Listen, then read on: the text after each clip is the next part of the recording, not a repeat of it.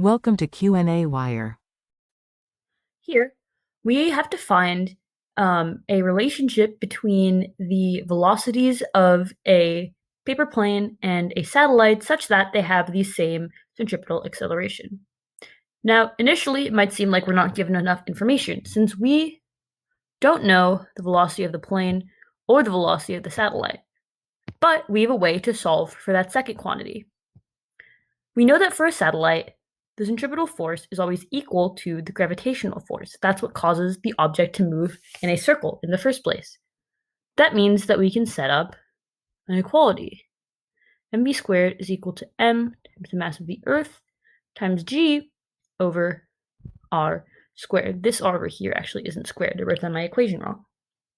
But from there, we can simplify to write an equation for v. V has to be equal to the mass of the Earth times g over the radius. And now we have an equation for the velocity of the satellite, all in terms of known values. So now we can get around to actually writing our ratio that'll let us solve. Now we know that the equation for angular acceleration is equal to v squared over r. That means that vs squared over rs must be equal to vp squared over rp. Now we just found the equation for vs. Let's rearrange this to solve for vp.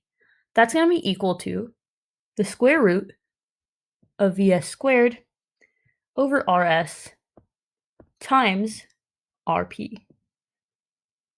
And now we can also plug in for our vs. So then all of this is going to be equal to, let me rewrite up here, the square root of the mass of the Earth times the gravitational constant over our radius for our satellite times the square root of rp over